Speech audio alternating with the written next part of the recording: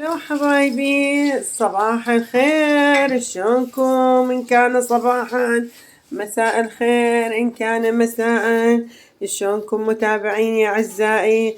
اليوم حنسوي عروق مصلاوي. نحتاج طماطة، كرفس، بصل، شوية طحين، لحم، فلفل أخضر، برغل ناعم، جريش وبرغل ناعم، اثنيناتهم نخبطهم سوا.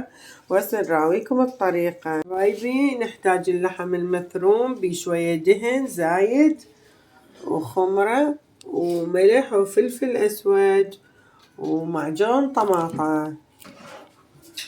وهسه اراويكم الطريقة ان شاء الله بالسرعة. هاي كلها ثرمناها وحضرناها. وهسه نخلطها. هسه الخمرة خبطناها ويا الماي، حنضيفها على العجين وشوية دهن وياها ونبدي نخبط. هسه نعجنها عن ما تتلابس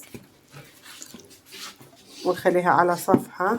طبعا كل واحد وطريقته، اكو غير طريقة، بس احنا نحب هالشكل نسويها على طريقتنا، على طريقة الست الوالدة، هي معلمتنا هالشكل. هسه نعجن، خليت لها شوية دهن وبعد هسه اعجنها بايدي ان شاء الله. شوفوها هايبي. هسه نضيف الملح عالجريش والبرغل وشوية الناعم. ضفنا الملح وهسه نضيف المي عليه نعجنه. هاي ضفناه نعجنه. هسه نعجنه. هنا عجنا العجينة. بعد ما نعجن هذا نخبطهم سوا. هسه بسم الله الرحمن الرحيم. هاي نعجن بيها. الملح ندب على اللحم والفلفل الأسود نخبطهم. وبعدين هسه حنخبط ويا العجين نكمل الباقي. حبايبي هاي البصل ويا اللحم نخبطه.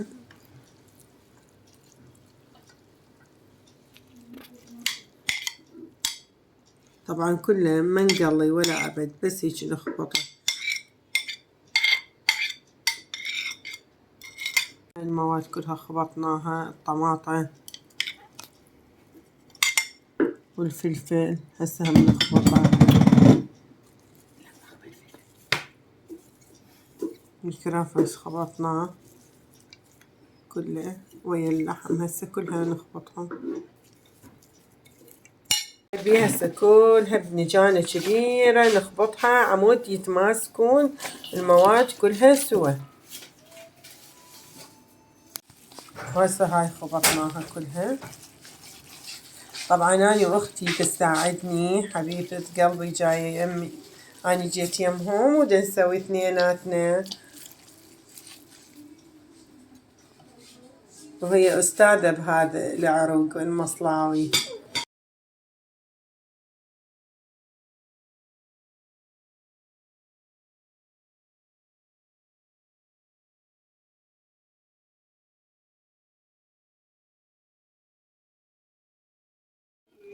هسه خلينا حبايبي عليها اللحم والعجينة فتحناها.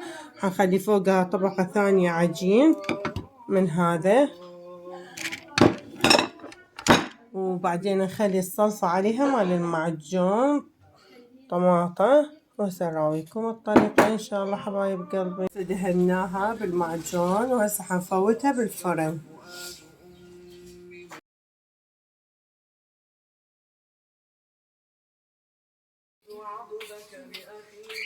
هاي كملنا وهسه بعد نكمل الباقي.